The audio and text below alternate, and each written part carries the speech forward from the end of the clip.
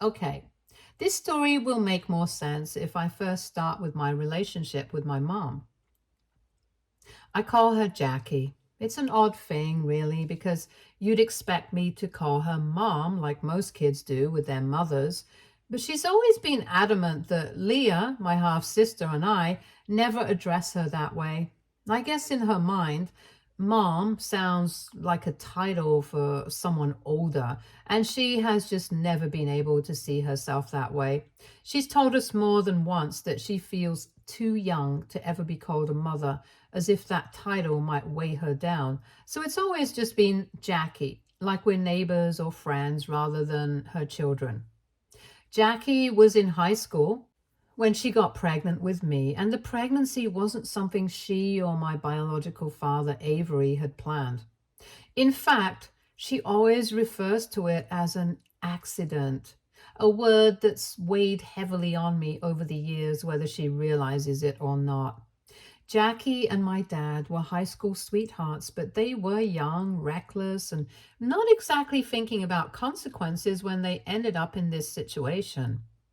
When my dad found out Jackie was pregnant, he made it clear that he wasn't interested in being a partner to her. He agreed to pay child support and to only be there for me, but that was where his involvement ended. He wasn't going to play house with her or continue on with their relationship. This crushed Jackie, though she doesn't always admit it. She had expectations, however naive, of what their relationship might be like, and maybe in some small part, she believed that having a baby would make things more serious between them. But my dad didn't see it that way, and the reality of that shattered her. When I was born, things between Jackie and my dad didn't improve. In fact, if anything, they got worse. Jackie couldn't let go of the resentment she held towards him, and it showed every time he came around. My dad would come to pick me up for visits or just stop by to spend time with me. But instead of keeping things civil, Jackie would almost always pick a fight with him. She seemed to look for reasons to argue, even when there wasn't anything to argue about. She would lash out at him, sometimes over small, petty things, and other times over bigger issues, mostly centered around her anger that he didn't want to be with her. I was too young to understand what was really happening at the time, so I didn't question her whenever she spoke poorly about my dad. Jackie would say things like, "He doesn't love you enough to marry me," or "Fathers are supposed to take care of their families, and your dad's just a deadbeat." As a child, I didn't have the capacity to process what she was really saying, but as I got older, I started to see things differently.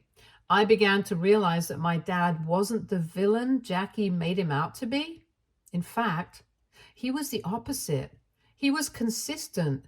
He visited me every weekend without fail, always on time and always eager to spend time with me. He never missed a child support payment, and I could tell that he genuinely loved being around me. I could feel that he cared about me, even if he and Jackie didn't have a good relationship. The more I grew up, the more I understood that my dad was doing everything he could to be a good father, despite the circumstances. He wasn't perfect, but he certainly wasn't the deadbeat Jackie claimed he was. He was there for me, and that's what mattered most. When I was 6 years old, Jackie met Mike, the man she would go on to marry and who she now calls the love of her life. It was kind of surreal watching her with him, seeing how different she could be. Mike's a nice guy, really laid back, and from the beginning he accepted me as part of his life without any hesitation. He's always treated me like his own daughter, which has meant a lot to me, especially considering how complicated my relationship with Jackie has always been. Mike was never the problem. He was steady and kind, and he made an effort to be there for me in ways that Jackie often didn't. Not long after they got married, Jackie became pregnant again, this time with my half sister, Leah. When Leah was born, I was thrilled. I loved her from the start, and over the years, we've grown incredibly close. She's my best friend and I'd do anything for her.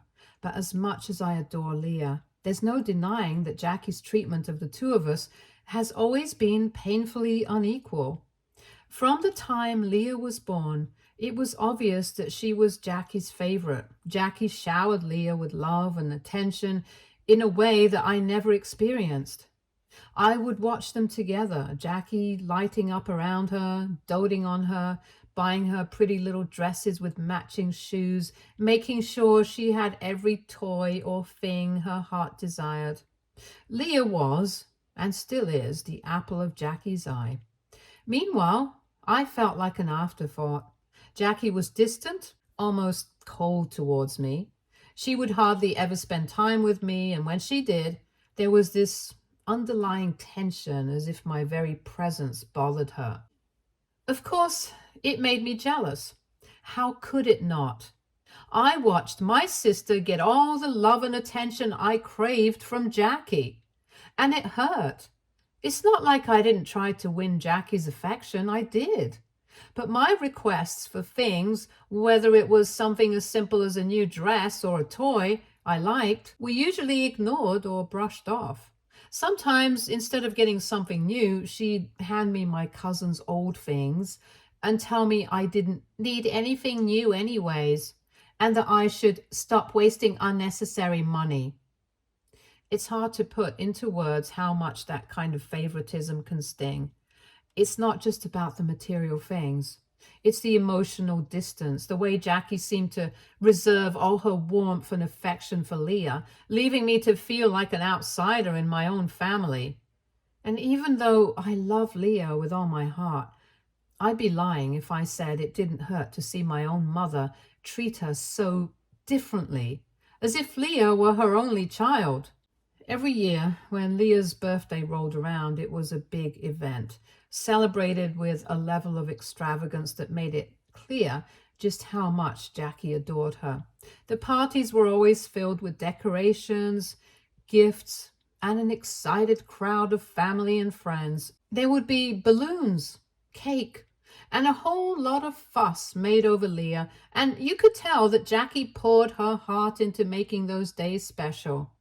It was the kind of birthday every kid dreams of. In contrast, my birthdays always felt like an afterthought. I was never allowed to invite friends over for a party, not once. Some years, the extent of my celebration was Jackie ordering a pizza, and that was it. There was no cake, no decorations, no excitement, just a simple pizza delivery, and the day would pass without much attention. I remember how much it stung to see the stark difference between the way Jackie celebrated Leah's birthdays and the way mine were barely recognized. It felt like another reminder that I wasn't as important to her, that I didn't deserve the same love or effort. When I got older and started pointing out to Jackie how unfair it was, she didn't try to explain herself or make things right. Instead, she'd snap back at me with a cold response like, "Go cry about it to your dad," as if he were somehow to blame for the way she treated me. She'd say things like, "This is all his fault," shifting the blame away from herself and onto him as if her favoritism had anything to do with my dad's actions. It was her way of deflecting, of refusing to acknowledge the hurt she was causing. My dad, though, always tried to make up for it in whatever way he could. He knew how much birthdays meant to me, how special they should feel, and he never failed to be the first one to call me and wish me a happy birthday right at midnight. He'd buy me gifts and try to make the day feel special, even if it wasn't the same as having a big celebration. He noticed, too, how differently Jackie treated me and Leah, and it upset him. I remember a couple of times when he tried to talk to Jackie about it. He wasn't confrontational. He just wanted to understand why she couldn't treat us both with the same love and care. But those conversations never went well. Instead of listening, Jackie would lash out and it would quickly turn into a screaming match. She'd tell him to keep his opinions to himself and that he had no right to comment on how differently she raised Leah because she was married to Leah's father, not him. She made it clear that in her eyes, the fact that Mike was Leah's dad gave her permission to treat Leah better. It was as if my dad's involvement in my life automatically disqualified me from receiving the same level of love or attention. That hurt more than anything. It felt like I was being punished for something that wasn't even my fault. When I went away to college, it became even clearer how little my presence really mattered to Jackie. If anything, I think she was relieved to finally have me out of the house. I noticed it in the way she acted, like a weight had been lifted off her shoulders. She rarely called, and visits from her were practically non-existent. The few times I did hear from her, it felt more like an obligation on her part rather than any genuine desire to know how I was doing. Ironically, Mike, Leah, and my dad made far more effort to stay connected with me than Jackie ever did. They visited me more often, checking in to see how I was settling into college life and making sure I wasn't feeling alone. It was comforting, but it also hurt to see how little my own mother seemed to care. The lack of love and attention from Jackie stung deeply, but I tried not to dwell on it too much. I kept hoping that maybe in time, whatever issues she had with me and my dad would fade away and we could eventually have some kind of normal relationship. It was during my final year of college that I met Ian, my ex-boyfriend. Him and I became serious pretty quickly, and for a while things between us were great. He was supportive and made me feel seen, which was something I didn't often experience with my own family, especially not from Jackie. When I graduated college, it was a big moment for me. My dad, stepdad, Leah, and even Jackie came to celebrate with me. But to be honest, Mike had to convince Jackie to come. I knew she wouldn't have shown up if it hadn't been for his persistence. Still, it meant something to have them all there on such an important day. That day, Jackie met Ian for the first time, and to my surprise, she seemed almost captivated by him. I didn't think too much of it at first, but then she started making these weird comments like how she couldn't believe someone as handsome as Ian was with someone like me. The first time she said it, I tried to shrug it off. After all, I'd gotten used to Jackie making offhand remarks that were more hurtful than she probably realized. Or maybe she did realize, I'm not sure. Either way, I let it go, telling myself it wasn't worth the energy to confront her. But then she did it again. We were all having lunch together after my graduation ceremony, and right there in front of Ian and the rest of the family, she made another similar comment, implying that I wasn't attractive enough to be with him, and joked if I was perhaps his charity case. This time, it wasn't just hurtful. It was downright humiliating, especially because she said it in front of Ian. I could feel the embarrassment rising in my chest, and I wasn't going to let it slide again. So I turned to her as calmly as I could and told her that the way she was talking about me and my boyfriend was creepy, and that I was more than just my looks. I wanted her to understand how inappropriate and uncomfortable her comments were, not just for me, but for everyone at the table. Ian looked embarrassed by her comments as well. Even my dad, who usually tried to stay out of confrontations with Jackie, was clearly annoyed. He shot her a few warning glances, probably hoping she'd get the message and stop before things escalated. I could tell he didn't want to make a scene in front of Ian, but he was just as upset as I was. It wasn't just a small, thoughtless comment. It was another example of how she always seemed to find ways to put me down, even during one of the most important moments of my life. Apparently, after that graduation day, my mom and Ian became Facebook friends, which took me by surprise. Ian told me that she had sent him a friend request, and he asked if it was okay for him to accept. I didn't want to make a big deal out of it, so I said it was up to him. He accepted her request just to be polite because he knew as well as I did that if he didn't, she would bring up this issue in front of everyone else if she ever saw him next.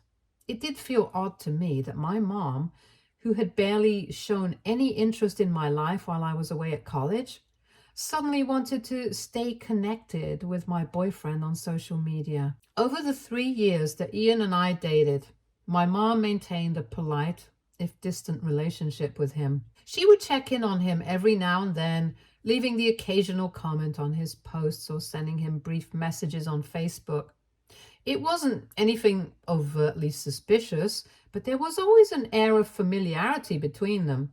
Jackie never gave me that kind of attention, but with Ian, she seemed more engaged. During my relationship with Ian, he did point out to me once or twice about how he felt my mom was outright jealous of me and my life.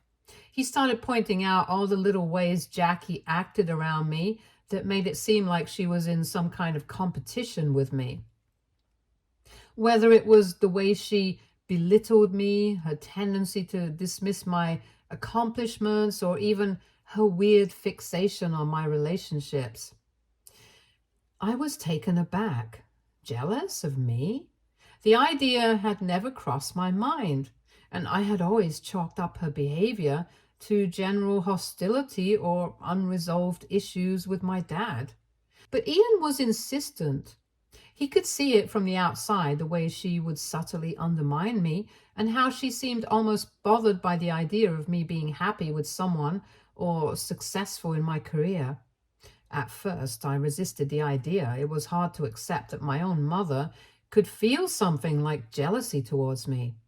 But the more Ian brought it up, the more I started to notice the patterns myself. Whether it was about my looks, my relationships, or even my achievements, Jackie always found a way to make me feel smaller.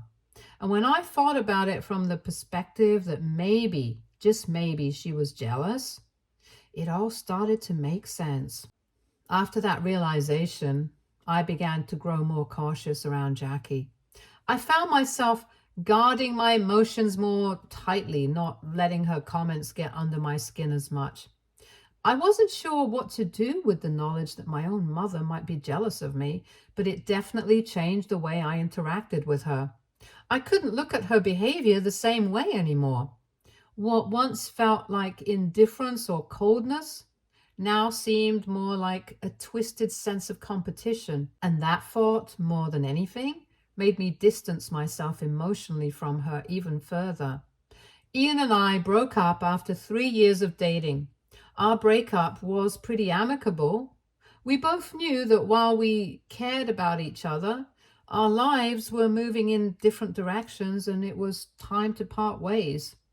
We promised to stay friends, to keep in touch, but as is often the case, life got in the way. I got busy with my own life and Ian did the same. Before long, we lost touch completely, and that chapter of my life quietly closed. Then, 2 years ago, I met Phil and everything changed. He was, and still is, everything I could have ever wanted in a partner. Phil is kind and thoughtful and makes me feel valued in ways I hadn't experienced before. With him, things felt right.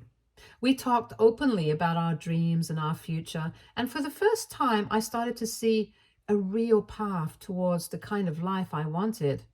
A life filled with love, stability, and eventually a family.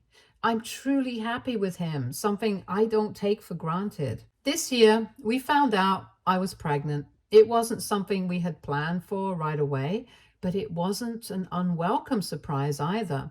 Phil and I had always dreamed of starting a family, and while the timing may have been unexpected, the excitement was real. We were overjoyed and immediately began planning for this new chapter in our lives.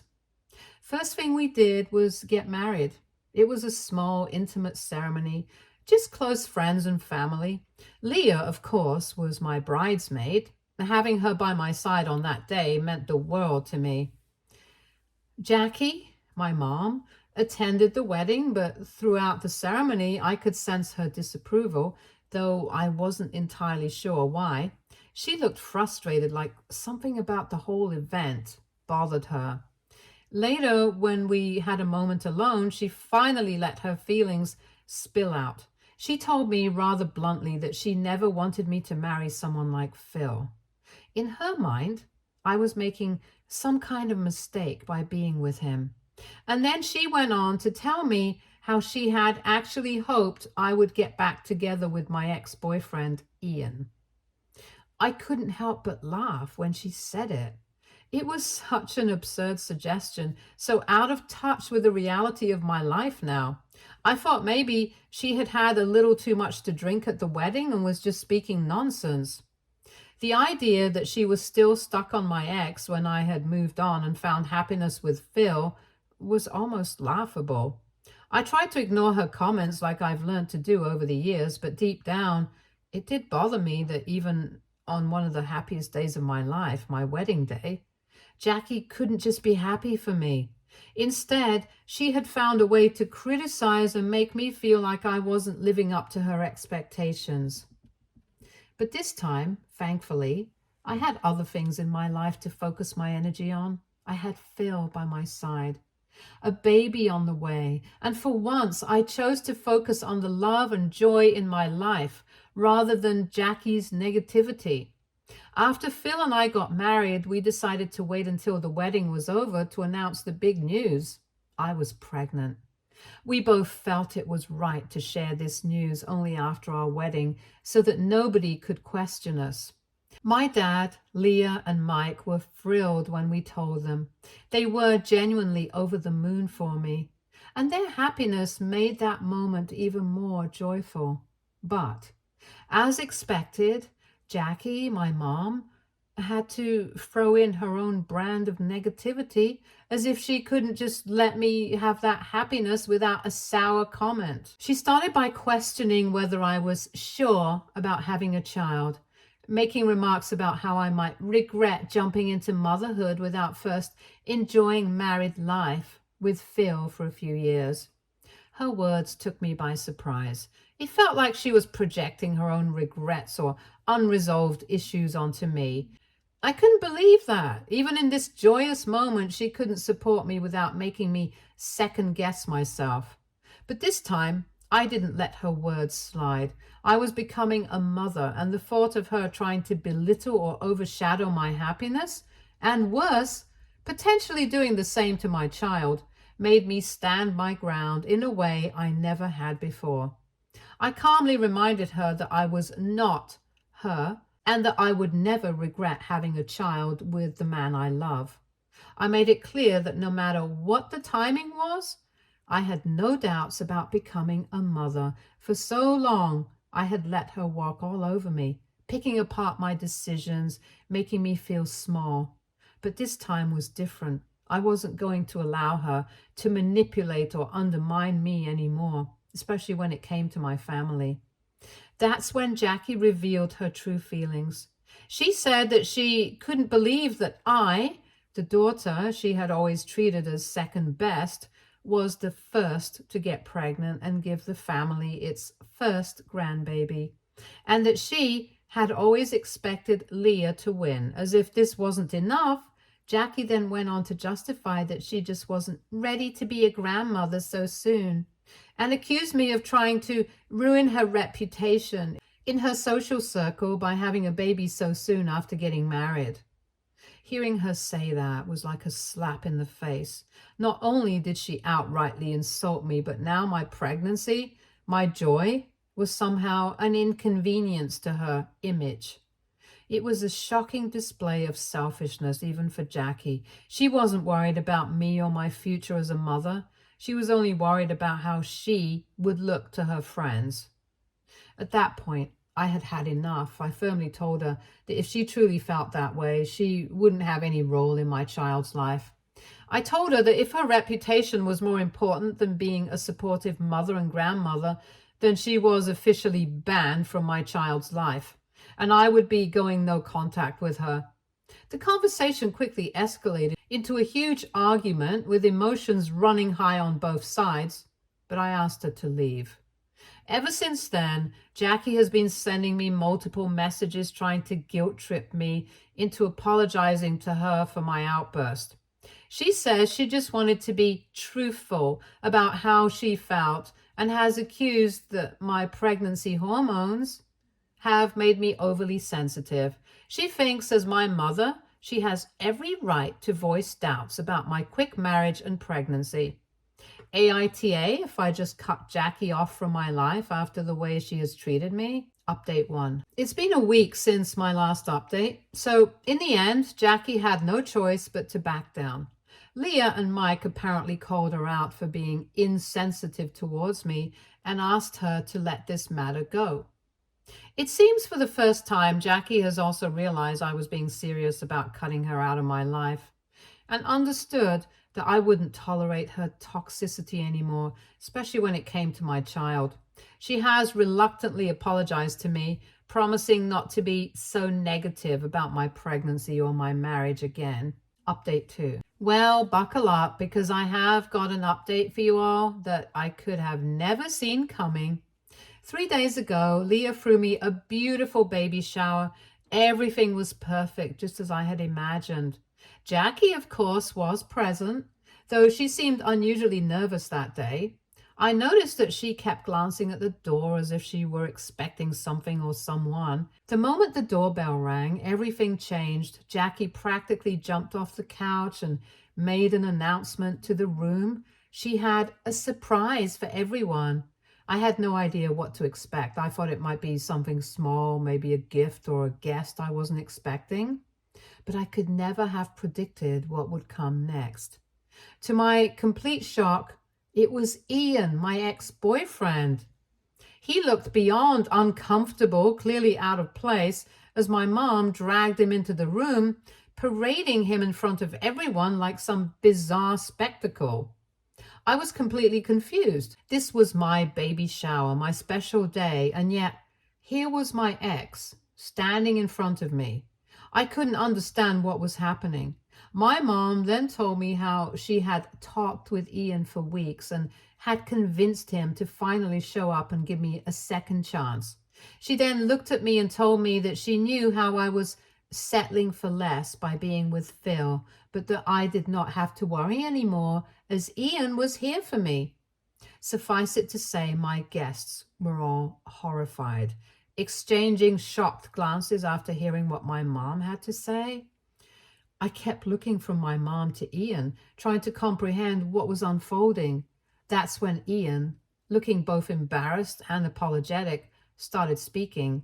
First, he apologized for interrupting the baby shower and told me how he never wanted to be here, which only added to the confusion swirling in my mind. Then he continued to tell me how my mom had hounded him on Facebook, sending him relentless messages wanting him to profess his undying love for me. She was convinced that he and I were meant to be together and that I was making a terrible mistake by having a baby with Phil. My mom, in her deluded state, had told him that I was wasting my life by becoming a mother so soon and that she wanted him to take me away. The whole thing was so absurd. I could hardly believe what I was hearing. Ian explained that he had no intention of rekindling anything between us, but he felt like he needed to come and tell me face to face just how vile my mother had been acting behind my back. He was there to expose my mother's manipulative behavior. As he spoke, I could feel the tension in the room rise.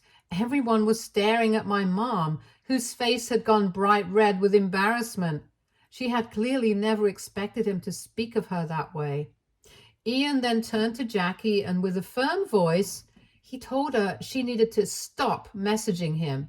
He said she needed to move on with her life and had no right to sabotage my baby shower or my life. I could see the anger and humiliation on my mom's face, but for once, she didn't have a snappy comeback or a defense.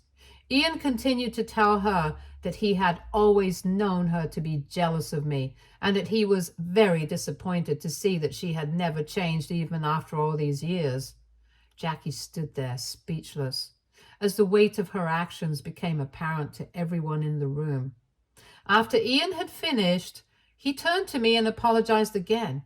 He said he was sorry for the disruption, but felt it was necessary for him to reveal the truth about my mother's behavior, as he wanted me to see the true face of Jackie.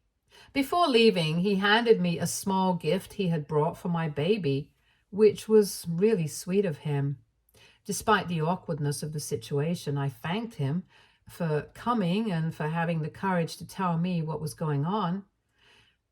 Without his honesty, I don't know if I would have ever believed that my mom could do something like this. Plotting behind my back, trying to continue to sabotage the most important moments of my life. After Ian left, the room was filled with an uncomfortable silence, and all eyes were on my mom, who looked like she wished she could disappear. She was on the verge of tears, overwhelmed by humiliation. I could hardly believe what had just unfolded. My own mother had tried to undermine me in the most hurtful way imaginable. That moment solidified everything I had long suspected, that my mother wasn't just difficult or critical, she was actively working against me, driven by her own insecurities and jealousy. Since then, both me and Leah have had no contact with Jackie. The rest of the family, who were also present during my baby shower, have spread the word around, and no one wants anything to do with my mom now. My dad has threatened Jackie to stay as far away from me as possible. I am still unable to comprehend the lengths my mother can go to try to sabotage my life. Update 3. It's been 8 months since my last update, and for everyone asking, our baby was born healthy and is doing well. Phil and I are great. Leah, my dad, and Mike have visited us several times, and we all meet up regularly. None of us are in contact with Jackie. Mike is currently separated from her. It turns out that after he found out and confronted her about everything, she refused to apologize to any of us and tried to justify her behavior. He finally realized that if she could treat me, her own daughter, in such a horrible way, then there was no guarantee that she wouldn't do the same to him or anyone else she claimed to care about. Her selfishness knows no bounds, and he understood that he was better off without her. Stay tuned for more stories from our girl relationships.